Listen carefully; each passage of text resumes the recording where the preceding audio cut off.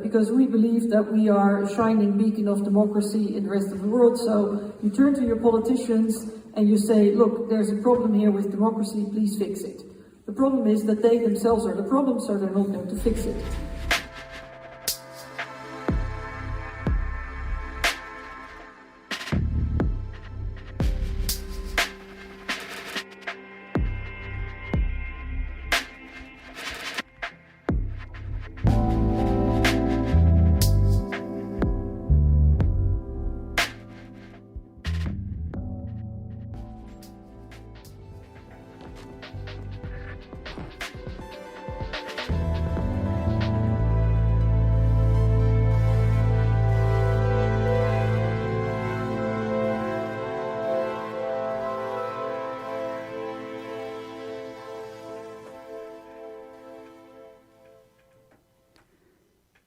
Hello, and welcome back to Radio Against Repression.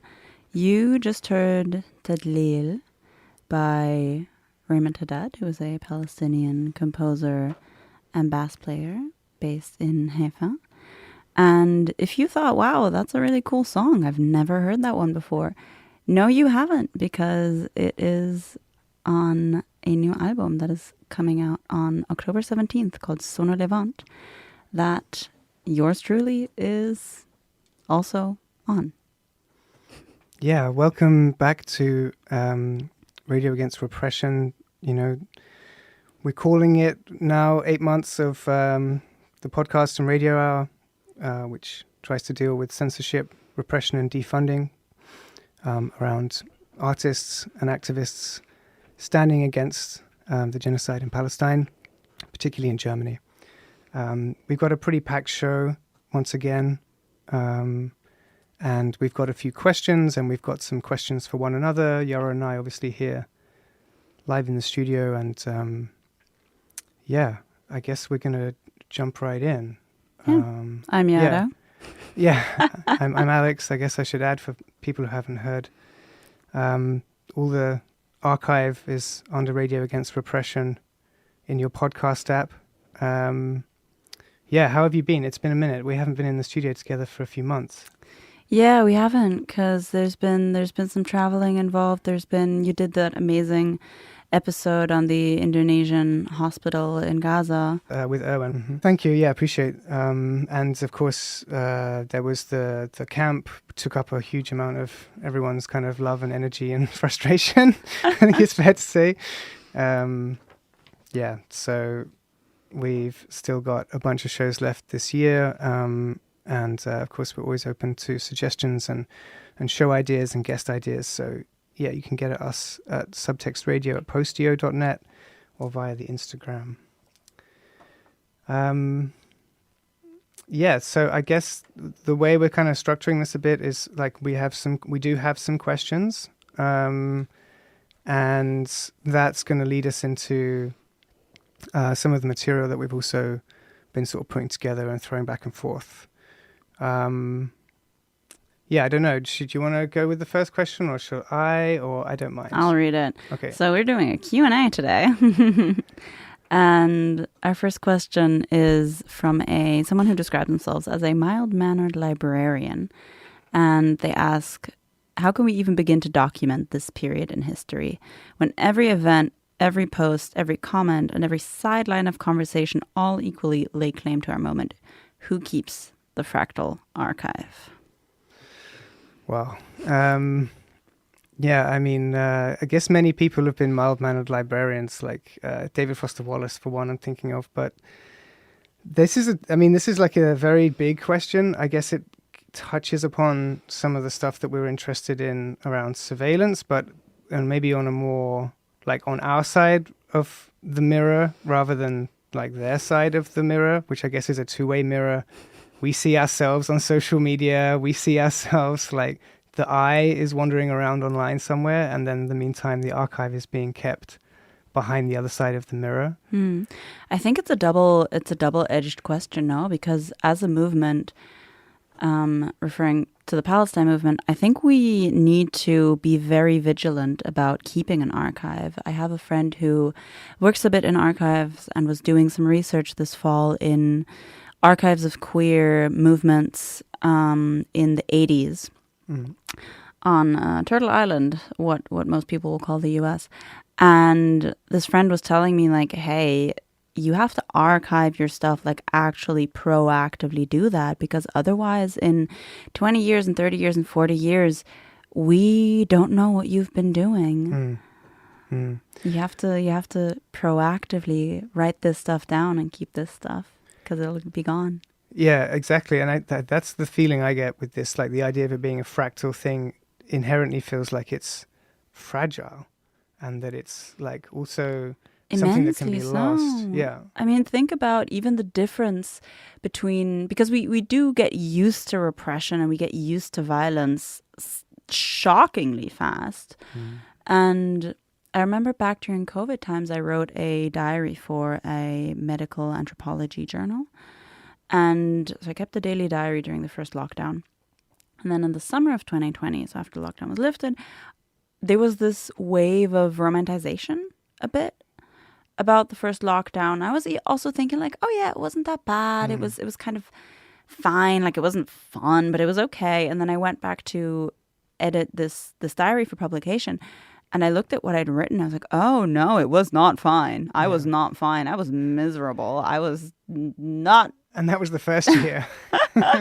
Yes, but I'd forgotten. Yeah. I'd whitewashed my own memory of my own experience. And you know, we're coming up on 2 years of genocide, and I remember how much less police violence there was in October 2023. Really? Yeah. Huh. And people now have gotten so used to police breaking protesters' bones and just punching wildly into the crowd and doing mass arrests. This was not normal even 2 years ago. Yeah. We really need to keep these archives because we forget. Yeah. Yeah, and of course we have this show coming up later in the year on the report about repression in Germany. That's going to really get into a deep dive into that. It's going to be in December. December, I'm very proud to be hosting anything as kind of thorough as that, because I've already read quite a lot of it. But I guess so it's on the one hand, you know, I'm just thinking about the difference between like the queer and civil rights movements in the 70s and the 80s, and now being that in those days, it was possible to be anonymous, right? I mean, in the US, you could still actually go from state to state with a driving license without a picture on it.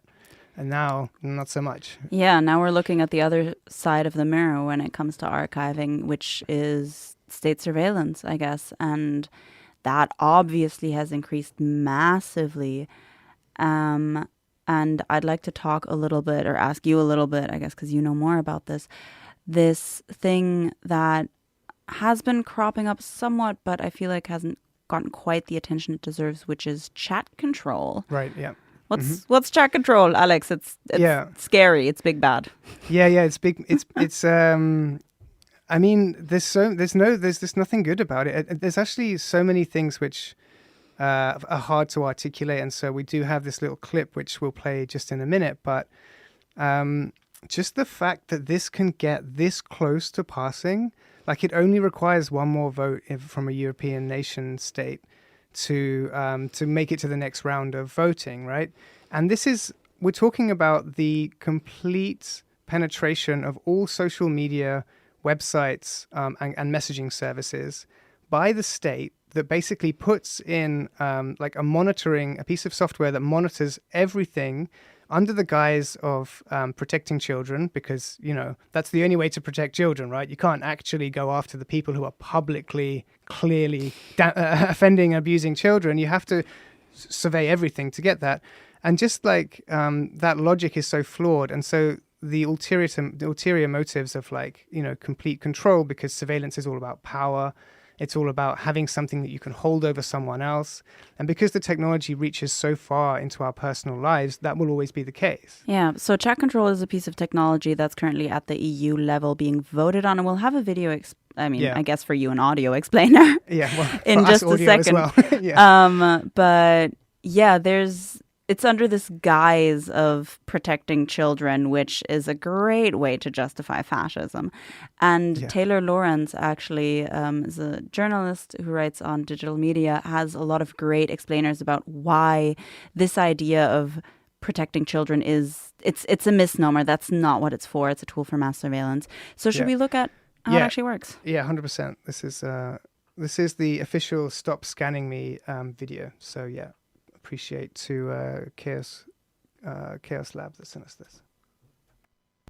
In the European Union, there's a law being negotiated that takes a dangerous turn in the trade-off between safety and freedom. The defined goal is positive. Children should be better protected against abuse. But the law would have the side effect of creating an extremely far-reaching surveillance infrastructure that has the potential to monitor us all everywhere all the time, because it would be based on our own devices. It's supposed to work like this. Providers of apps and platforms for communication would be required to include an official monitoring function.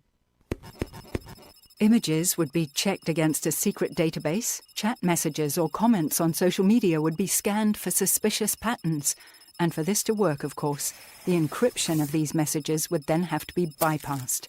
This would be monitored by a central office which would also decide how and which content and according to what criteria searches should be carried out. If something suspicious was found, the provider would have to report the discovery to the authorities.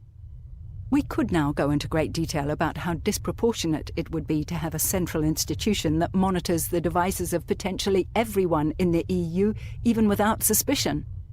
About what consequences there would be if this system were tampered with or hacked. Or what this proposal would mean for where a business can be established and located if all trade secrets could be scanned or leaked. We could also go into detail about the dangers of this system being expanded in the future and also used for prosecuting drug offences, suspected terrorism, or disturbing the public peace. And what it means for our democracy if the chilling effect were casting a large shadow over our society through undermined encryption, the loss of trusted communication, and the absence of privacy. But all of this is about protecting our children, and the question is whether there aren't other ways to better protect children from abuse. So let's hear from those who have expertise and experience in the matter. Some child protection associations point out that encrypted communication in the most widespread apps hardly plays a role in this field because the perpetrators usually use other channels to exchange material.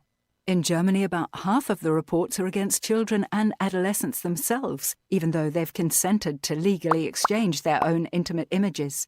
This is a problematic effect that could be rapidly exacerbated by chat control, as the planned system focuses on channels that are frequently used by children and young people in particular.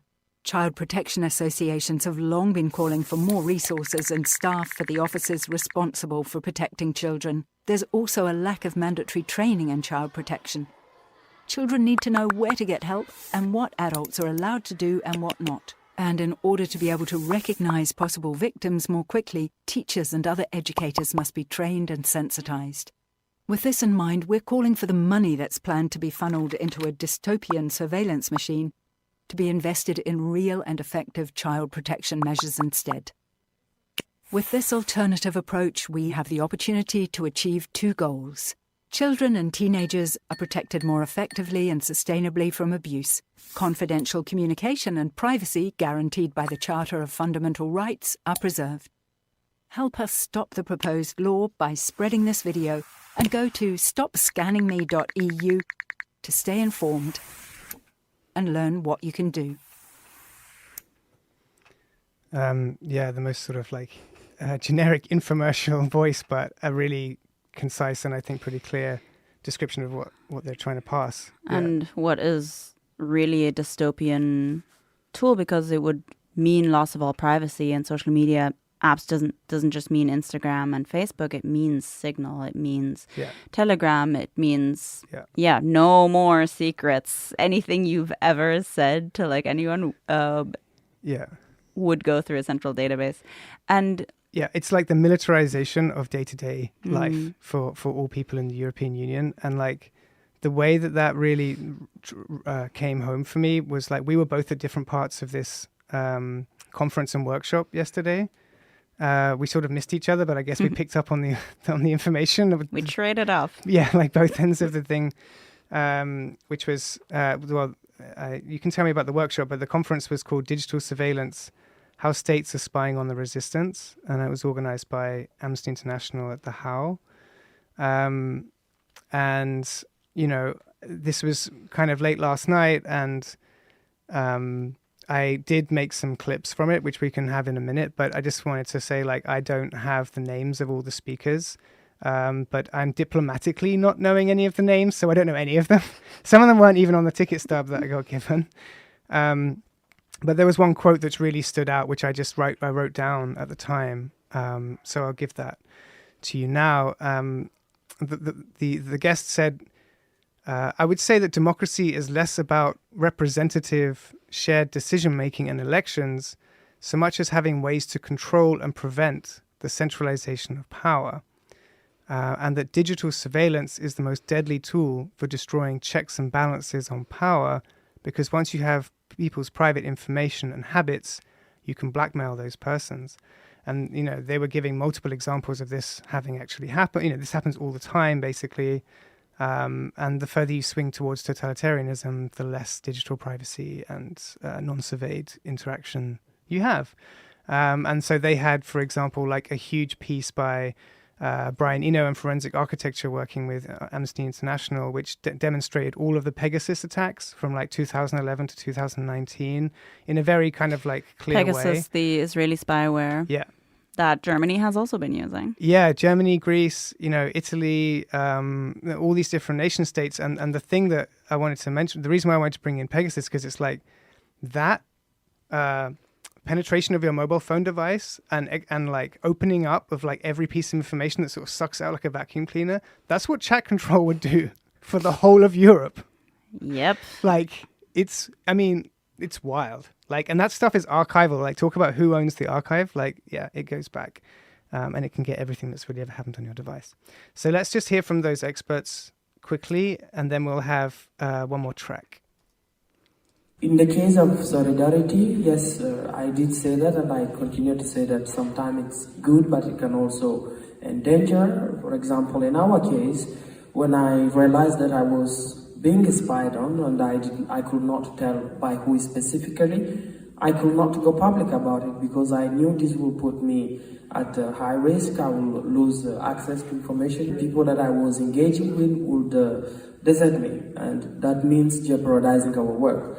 But when other people in my network decided to go public about it, I could not be left out.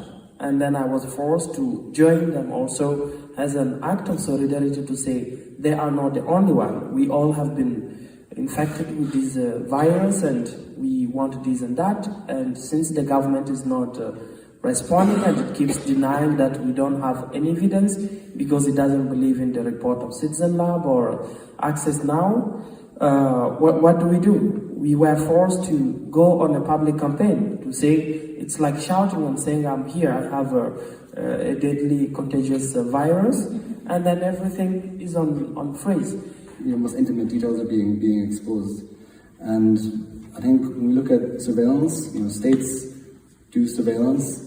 They don't just do it passively. States do surveillance because they want to know what's happening to be able to change something. They'll say they want to know what's happening so we stop a crime or investigate a crime. But in just the same way with surveillance, you can figure out, okay, who's seen as a threat to us, whatever that looks like.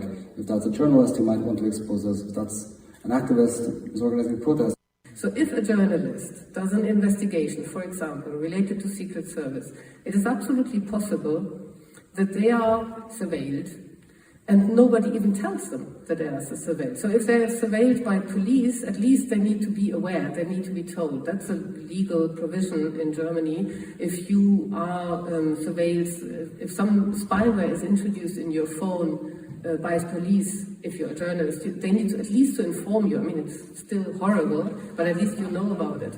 If it's the Secret Service who does it, they don't even need to tell you because it's the Secret Service. So it can happen that the journalist investigating about Secret Service matters speaks to sources from potentially even the Secret Service themselves.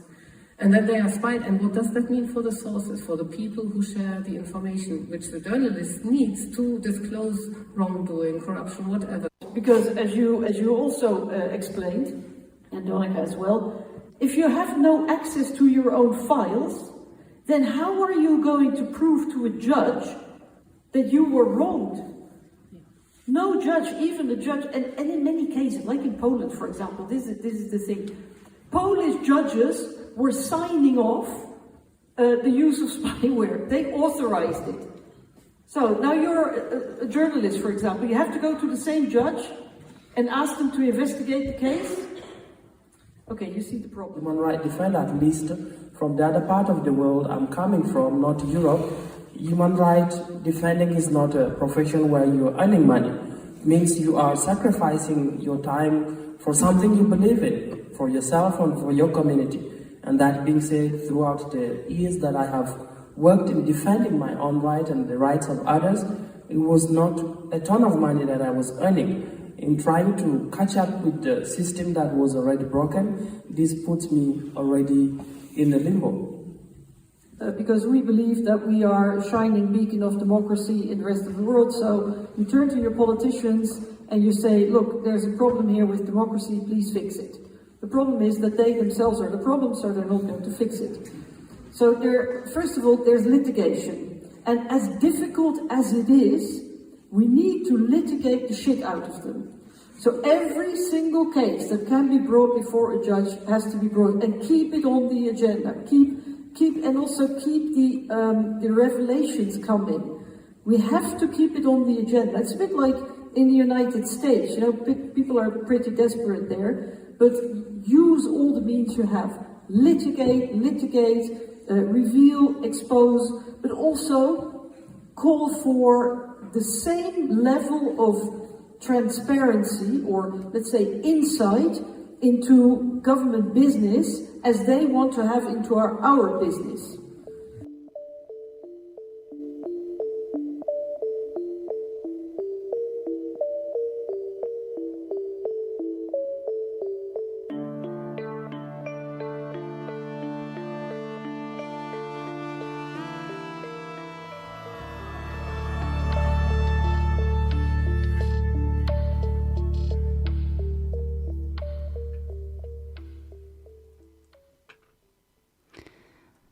That track was Zaman by Abu Ghabi, who's a Palestinian singer based in Paris. And that is another track that will be out on Sonne Levant, the first sound compilation by Fake Lines Studio that you can follow under that name, fakelines.studio, on Instagram and on their website. And you can pre-order the album in vinyl and digital. Nice. Thank you for bringing that. It's just such a strong album. I've been trying to listen to some of it today. Okay, so I have a question to throw in our Q&A session. Seems only fair, right?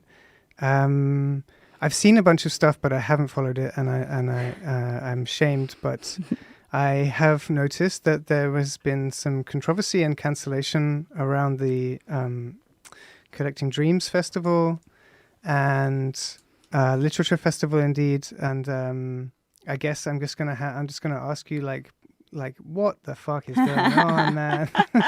It sounds like such a good idea. I mean, that's always a good question. So yeah, the Collecting Dreams Literature Festival. Oh boy, where do we start? It's a literature festival, a 3-day literature festival that was going into its 3rd edition this year. Main organizer is Kadir Özdemir, who is a amazing writer. And it takes place in Hannover, which is about 2 hours by the fast train, if the fast train runs fastly, west of Berlin. So it's pretty smack dab in the middle of Germany. And Collecting Dreams is the only post-migrant literature festival in all of Northern Europe. Wow. I think it might be the only one in Northern Europe. I say Northern Germany, sorry. Yeah, it feels like that sometimes. Yeah. Yeah, and Collecting Dreams, I was invited. I am a literature person when I'm not doing any of my many other things. 100%. And it happened from the 12th to the 14th of September, so 2 weeks ago. And basically, I arrived in Hannover and get a message that the city has canceled the funding for the festival. Like about 4 hours before opening. Unbelievable. And I show up to the venue and everyone is in disarray. So what had happened was that the day before the festival opened, a known right-wing propaganda blog called Mina Watch, which is run by,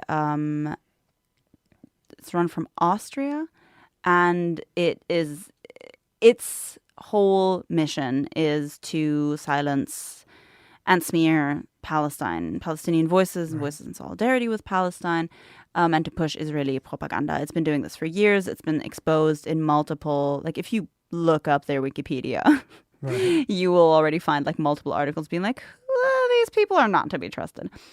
And they, the day before the festival opened, published a smear campaign accusing, obviously, Collecting Dreams of what is the favorite thing that they like to level at us? Yeah, historical revisionism. No, anti-Semitism. Yeah, obviously. Yeah.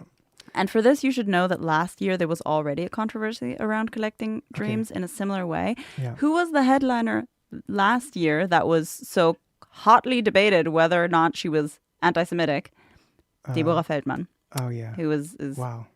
famously Jewish. Yeah. So we love the Austrians and the Germans debating whether Jewish people are anti-Semitic for defending Palestine. And she's made a lot of her work around this as well. Yeah, so yeah. It's not like it's hard to get access. Yeah. And so there was the smear article basically naming a bunch of different people, including me, who were invited to the festival and basically claiming that we're all, like with me, they made like a 4-point like guilt by association, basically linking me to Hamas, which is kind of insane, but fun times to see how this works. Yeah. And the city got cold feet, and the cultural office of the city said also that they got 6 or 7 emails about this issue, about the festival, which is insane. 6 or 7 Yeah, is it's not a critical really, mass. Yeah. Come on. And they, in a panic, sort of demanded that the festival, within a very short period of time on opening day, provide a statement and like call them and have a long phone call. And the festival did, like the organizers wrote the statement. Again, it's your festival opening day. You have other stuff to do. And then the cultural office of the city demanded that Collecting Dreams disinvite Heba Jamal, who is a well-known and often smeared Palestinian journalist who was giving a workshop on, funnily enough, racism and Islamophobia, specifically against women, like specifically the narratives that the West uses to basically level Islamophobia for, like level feminism, instrumentalize feminism for Islamophobia. So we have to save the Muslim woman. And that the festival also disinvite a young Iraqi filmmaker who had an 11-minute short film about what Palestine means to you, asking some different people, all under the claim that like, we don't know if there will be anti-Semitism. And so the city pulled the funding because the festival refused to disinvite 2 of its artists. Yeah. And so day of the festival opening, most of the funding was just suddenly gone. And the festival proceeded as it would, just unperturbed, which I love. I see.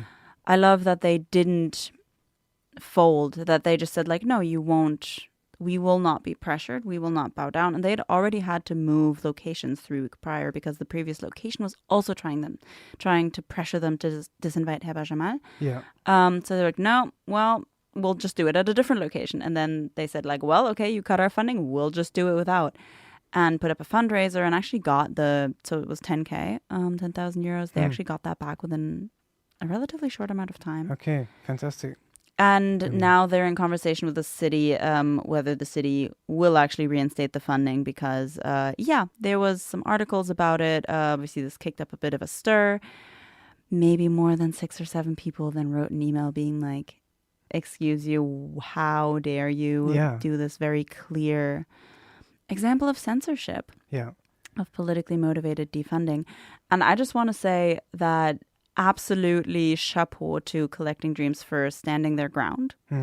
I love that they did that. And also, I think it shows a little bit within the artistic sphere specifically just how fast and how easy these institutions are to pressure like 6 or 7 emails and a random blog post by some author that if you look him up, you find nothing on a right-wing propaganda site, and they cave. Yeah. I mean, this kind of exploitation of the situation, the historical situation of Germany, do you think that's changing at all? Do you think that there are institutions who are kind of feeling like they can make their own minds up about this stuff now, or they have to constantly be at the whim of people who will target them?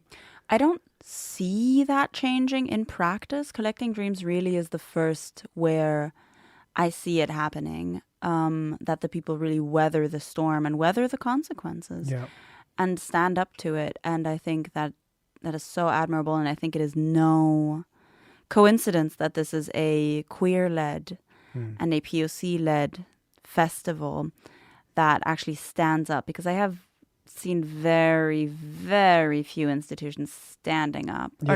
I mean, not the institution caved. So the institution of the Cultural Office of Hanover caved, but the festival itself. The actual people, the living, breathing people that make it happen. Yeah, they stood up. I mean, there's a small correlation here, just to make it briefly, but like I was thinking earlier about the way in which shame is kind of weaponized, right? And you have this same thing with the chat control. There's like a great taboo and shame about, pedophilia in society. And so no one wants to talk about it. So if you just bring that up as the first thing in the legislature, then it can get as far as it's got. And it's with Germany, this shame of the Holocaust, obviously, is like, we've known this, we've talked about this now for 8 months, but it's a perfect way of making sure like things are as sort of tenuous as possible, and then bang, they're broken. Yeah, you really it's the right wing playing into putting progressive people on the defense and basically painting us as quote unquote defending pedophilia or quote unquote defending anti-Semitism, when that's just not, like, they're lying to our faces. That's not what this is about. Yeah, I mean, it's that thing of projection, right? It's all accusations of projection, but it's also just this thing of the human thing of having a shadow, which we don't talk about, right? Like as humans, we don't often talk about it. But then, the people who are like being cast into the shadow, like people of color, queers and so forth. No, actually, fuck that. We stand up and we put the light on the shadow, and then we talk about it, and that's where these resistance movements come from, like Stonewall, etc., etc. The list is... And that's what we need so much more of in the arts and cultural scene. Exactly. Please stand up. You can just put up a fundraiser. You will get the money back. More and more, I think. Yeah. So I have a question for you now, which is... one of our submitted questions from a father of 3 who is struggling with mental health. Aren't we all? Okay. He says, I have recently moved to Germany and organized my family's health insurance, but my own mental health is wearing thin. How can I most easily find therapy that my health insurance will help pay for? Oh, wow. I do love that we're taking on this social register with the podcast radio now. Father of 3, it's a lot as well. Congratulations, I guess. Yeah, congratulations. Commiserations on moving to Germany, but hey, life takes you places you don't always expect. I guess the short answer is just that, as I recently found out, health insurance is notoriously difficult to get to pay for psychotherapy in Germany, and we could go on about how civil servants are actually shamed and dismissed for getting mental health care. But if you look at 116 117, you can either call it or you can go to the URL. Then that's going to have a list of all of the psychotherapists and services which your health insurance will pay for. Amazing. Yeah. So we have arrived at a point of another track, I believe. We have not arrived at the point of another track. We've arrived at the point where we realized we should have planned a little bit better. We're at the point where... Oh, fuck. Okay, we have got some shit to say. My bad, people. So the questions keep coming. I appreciate the answers too. We had a really big turnout on Saturday, which I completely missed because unfortunately my life partner fell off her bicycle and I was in hospital for 5 hours. But I saw afterwards that it was the biggest demo for Palestine in German history. That's one way to avoid the controversy by spending it in the hospital. I hope. Very fucking Still convenient. Sorry for you. God bless. She's getting better. That's good.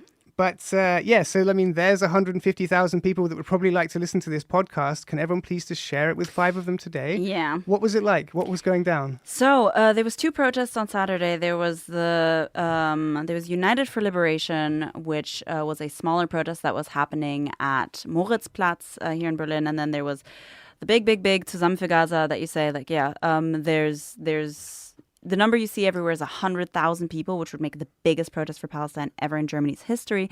And some numbers even say up to 150,000. Obviously, the cops probably say there was like 4 people there. Yeah. Because they're not good at counting. They're not good at numbers.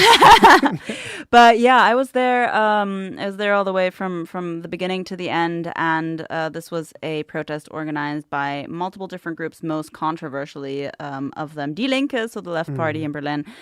In Germany. For those who aren't in Germany, how does it feel to be God's favorite? And also, the left in Germany is not, as you would think of from any reasonable leftist movement or anything that like calls themselves left. They are not pro-Palestine. They are very, very Zionist. And many people have been working overtime very, very hard to get the left party to take a leftist position against genocide. And this protest, they finally managed. Finally. And there was a lot of controversy sort of beforehand. It was like, well, what do you do now that you have a party that for 2 years has been supporting genocide, or at the very least has been silent on genocide? It was because of the left party that the silencing resolution on arts and culture got passed, because the left didn't vote against, they just abstained. And so these people have blood on their hands. But they are also coming around to, hey, maybe we should do something against the bloodshed. And personally, I like to approach things with strategy over purity. And what the Palestine movement has been desperately trying to do is to shift public opinion. And I understand that there's a lot of anger and honestly even disgust towards, people who have been ignoring a live stream genocide for 2 years. But if we want repression for much longer. And repression and like all the violence, like it's not even the genocide. It's even like, we are getting beaten up on the streets and they just don't care. And at the same time, if we want to shift public opinion, we have to allow people to change their opinion. And it was a really big demo. I went with my favorite sign. That is Israel has the right to go fuck itself. And I think it was a really... Germans are very obedient. No, like that's a big thing in Germany is the German obedience. And I've always felt that Germans need permission from some authority figure to be allowed to speak their mind or do something that... This is what we're doing now. Yeah. And now they have gotten permission by some people with more power than them, even if it's just like some people from the left, to say, hey, maybe the genocide is actually bad. Which is very fucked that they need that permission, It's but now ironic, they have really. that. So I really, really hope that this is a breaking moment. There was also a large protest in Düsseldorf simultaneously. I really hope this is a breaking moment. And for all of the people who joined on Saturday, for who that was the first protest, great first step, but it is only a first step and you have so much more to do. And let's please do it, because ending a genocide is going to take a lot more work than coming to one protest. Yeah, that's fascinating to hear, because I know that you're abreast of a lot of these different discourses, and there's certainly many ways in which emotions and tempers can be sort of frayed and it can get personal. I wasn't sure I was going to take a reading of the day from there. I mean, it felt weird, like seeing footage of the concert, and like no one was like dancing or singing. And then I thought, oh, well, like why would you dance and sing at the same? But then I'm like, in cultures where you actually deal with your grief, actually you do dance and sing at the concert. It's just that you actually grieve as well. It's not like, anyway. But I think that, yes, if you put so much energy into trying to get people to come round to your position, if they do actually come round, you kind of have to take that as a win. Yeah. Unfortunately, like it hurts. You have to eat it. I mean, that's what they did in the civil rights movement. And we have to continue pushing. Like, it's not enough to say like, oh yeah, maybe stop the genocide, but don't questioning Israel's right to exist as anti-Semitism. Like, no, we have to really push and continue pushing, but we have to take the people from where they are and continue pushing. Yeah. And where was the violence on Saturday? The violence was at Moritzplatz. So the smaller Demo United for Liberation had a more radical political position, and there was about 4,000 people there, and the police did their usual spiel and punched and pummeled and just really brutalized protesters there. So that also happened. And documented and recorded them, and all of the things. And documenting and recording is a great segue to something I learned yesterday at the Digital Surveillance Day in Hau. So the police love recording protesters all the time at Palestine protests. Like, they're always filming us. Yeah. And that is bad. Anything the police do, usually very bad. But just as a rule of thumb. Except counting. Oh, no, they're bad at counting. No, they're bad at counting too. Bad at counting. Sorry, yeah.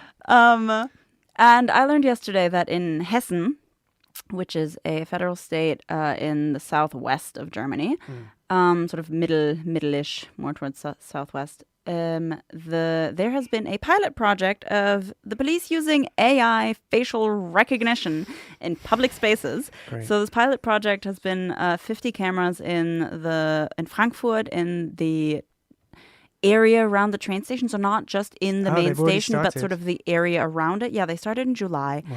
And there's 50 cameras that are enabled with facial recognition, but a judge still has to approve it. So if they're looking, like, it still has to go in front of a judge, and then they have to ask the judge, like, hey, can we use facial recognition to see if this specific person... But once circumstances change, they'll always get the permission. Once circumstances change, and circumstances might be changing, because they're now obviously pushing forward to allow that just on a blanket basis. Yeah.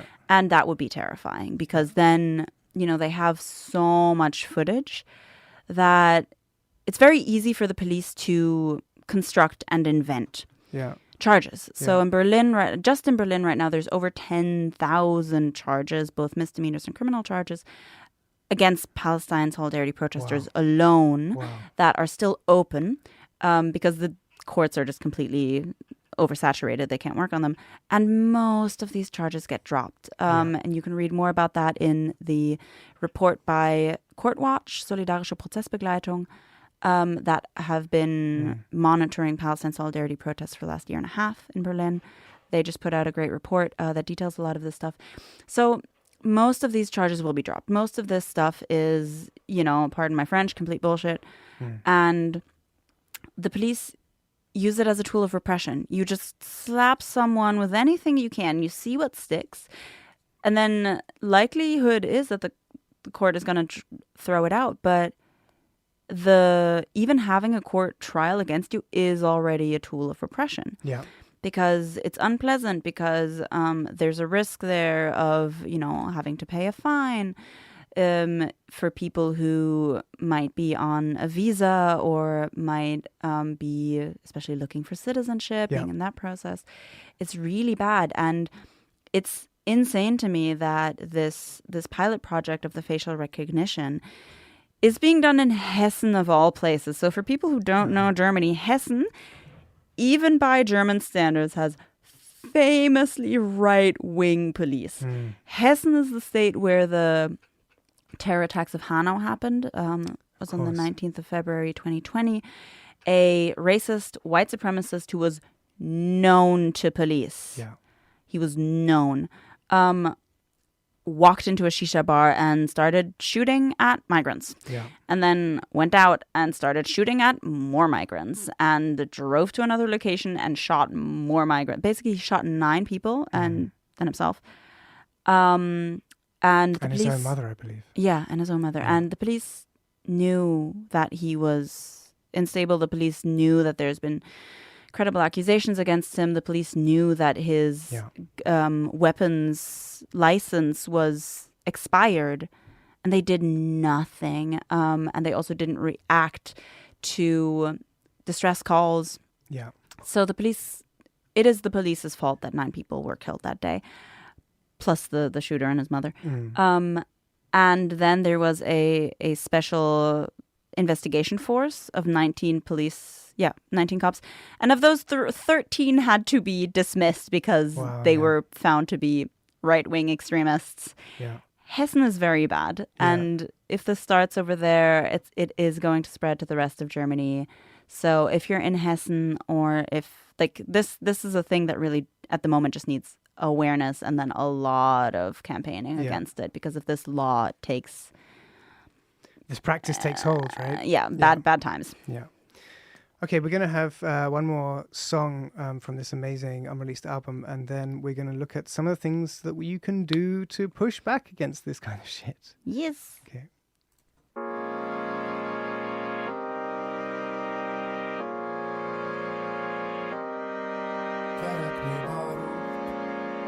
ربع خالي قلب حالي مشحون وحداني بعطر داري مسحوق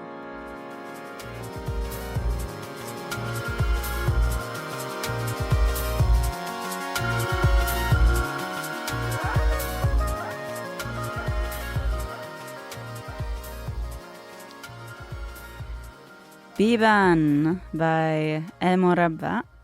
And that is another one. All three of the tracks that you've been hearing today are all on the Sono Levant compilation that will premiere on October 17th. And we're doing a little bit of a pre-release playing of these tracks because yours truly, I am on the album as well with... So cool. Yes, I was very flattered when I was asked if I want to submit something. Yeah. Because they have very few. It's amazing. They have like 30-something tracks, maybe over 40, and there's only a handful of poets. So a poetry piece of mine is going to be in there. It's called Krank. I performed it a couple of times. And you can pre-order the vinyl and also the digital download record on the website and on the Bandcamp, and that is both fakelines.studio, and that is also their Instagram handle. So go follow them. It's really just the most amazing music. Yeah. And and also my piece is there. It's going to be premiering on Radio Alhara on October 8th at 6 p.m. Wonderful. Radio Alhara is a radio based in Bethlehem. Check them out. They're great. They're great. I listen to it a lot, actually. It's been keeping me going. Yeah, it's awesome. Okay, I guess we are closing in on the last few minutes. Thank you again for joining us. We have, of course, some more announcements from the community, from the overall scene. I guess we wanted to point towards this kind of proposed new repression laws from the CSU, which just like chimes like a bell with the education resolution which came in, which is like where we started this podcast, because they want to have like anti-Semitism officers appointed by the police. They want to have like a full penetration of society, anything that in any way speaks of a boycott, especially against Israel, in the universities or cultural sector is going to be like stamped down. So we're still facing this stuff. It's still out there. It's, of course, they're desperate, scrabbling for legitimacy, in my opinion, but by silencing, consequences. No? That's really what they're doing. Just more laws. So don't speak. We'll make it illegal. Then we have a lot going on, as always, at 90mil. They have a new art school. Check out the schedule of their events. That's radio.90mil, just mil.berlin. They're great. And one final thing is that I'm giving a tour this Friday, Tag der Deutsches Einheit, Friday the 3rd. It's going to be a energy flows, power and politics along the Berlin-Spandauer shipping canal tour. It's going to take about an hour and a half. I've been researching it with Anna Kostreva, and we're presenting as Plural Studio. It's going to be, quote-unquote, a blast. There's a lot of information. There's a lot of stuff I had no idea was why I'm living around this stuff in my environment. But yeah, it's really interesting. It's going to meet at 2 p.m. on the Westhafen S-Bahn, at the opposite end from the U-Bahn, so like the west end. It's by donation, but if you don't have a donation in your pocket, it's all good. Like, I'd rather see you there. We've still got a bunch of spots for the Friday. And if you want to sign up and jump in, that's also helpful for us. plural-studio.net/tour. I'll be there. Yeah, okay, awesome. That's great. And yeah, I also have some announcements for myself. I'm going on a couple of smaller tours. I'm going to be in Leipzig this Saturday, the 4th of October. Oh God, we're already in October. 4th of October.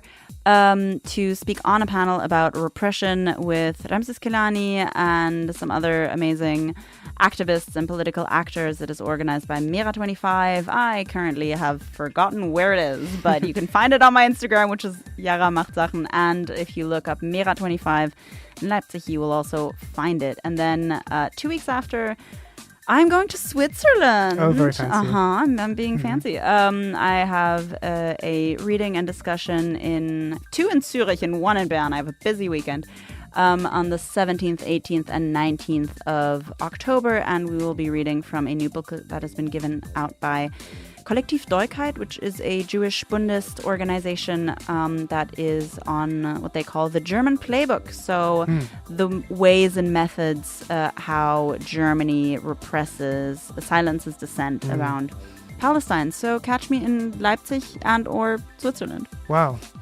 Wow, so much to look forward to. And, you know, it's been a packed show. We just got to say thanks and look after yourselves right now. And all eyes on the flotilla, because they are set to approach Gaza very, very soon. Full solidarity and free Palestine. Free Palestine.